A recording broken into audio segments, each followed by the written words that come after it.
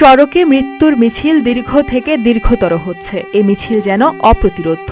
আজ এখানে তো কাল ওখানে মর্মান্তিক সড়ক দুর্ঘটনা। হাজার হাজার মানুষ প্রাণ হারাচ্ছে এবং আহত হচ্ছে। সম্প্রতি বরগুনায় একসঙ্গে ৩ ভাইয়ের সড়কে মৃত্যু। নিহতদের মায়ের কান্না নাড়া দিয়েছে সবাইকে। ঈদের ছুটিতে কক্সবাজার রোডে ১০ জনের মৃত্যু। বাবা মা মারা গেছেন সঙ্গে সঙ্গে। মৃত্যুর সঙ্গে যুদ্ধ করে আইসিইউতে চিকিৎসাধীন ৭ বছর বয়সী আরাধ্য। সামাজিক যোগাযোগ মাধ্যমে জানাচ্ছেন এক একজনের এক এক প্রতিক্রিয়া। ছোট্ট মেয়েটি জানে না তার আদরের বাবা মা বেঁচে আছে কিনা। ধরুন এই যাত্রায় উন্নত চিকিৎসা পেয়ে সুস্থ হয়ে উঠল মেয়েটি। ক্ষুধা পেলে কাকে বলবে আমার খিদে পেয়েছে? কে নিবে তাকে স্কুলে?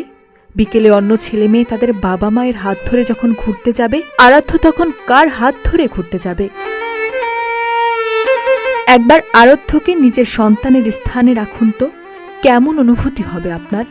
শরীর শিহরে উঠছে না তো? কথা বলতে কষ্ট হচ্ছে? নিঃশ্বাস নিতে পারছেন না? বরগুনায় সেই মায়ের কথা ভাবুন। নারী ছেঁড়া তরতাজা ৩ সন্তান আজ কবরে। ঈদ কেমন কেটেছে সেই মায়ের? কেউ কি খোঁজ নিয়েছে ঈদের দিন কোনো রান্না হয়েছে কিনা? খোঁজ নিয়েছেন? এমন হাজারো ঘটনা দেশ জুড়ে।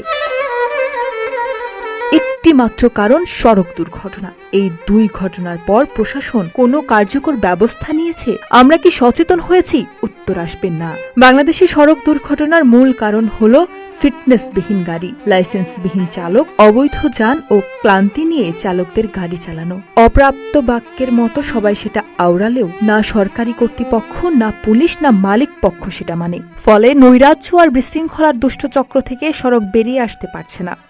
সাম্প্রতিক বছরগুলোতে আমাদের জাতীয় বাজেটের সবচেয়ে বেশি ব্যয় হয়েছে অবকাঠামো উন্নয়ন খাতে। তাহলে কি আমাদের নীতি নির্ধারকেরা এটা ধরে নিয়েছেন যে সড়ক সেতু তৈরি করলে আপনা আপনি দুর্ঘটনার সব হাওয়া হয়ে যাবে? উত্তর আসবে না। এর প্রমাণ ঢাকা মাওয়া সড়ক। পৃথিবীর কোনো দেশেই আমাদের মতো করে পাইকারি হারে ফিটনেস সনদ দেওয়া হয় না। তারপরও অনেক গাড়ির মালিক ফিটনেস সনদ নিতে আগ্রহী নন। কিন্তু কেন? এ দায় কার? তাহলে কি এভাবেই চলবে? সড়কে মৃত্যুর মিছিল আর আরাধ্যরা হারাতে থাকবে বাবা মাকে। প্রশাসন মিডিয়ার সামনে এসে কথার ফুলঝুরি দিয়ে বলছে আমরা ব্যবস্থা নিচ্ছি।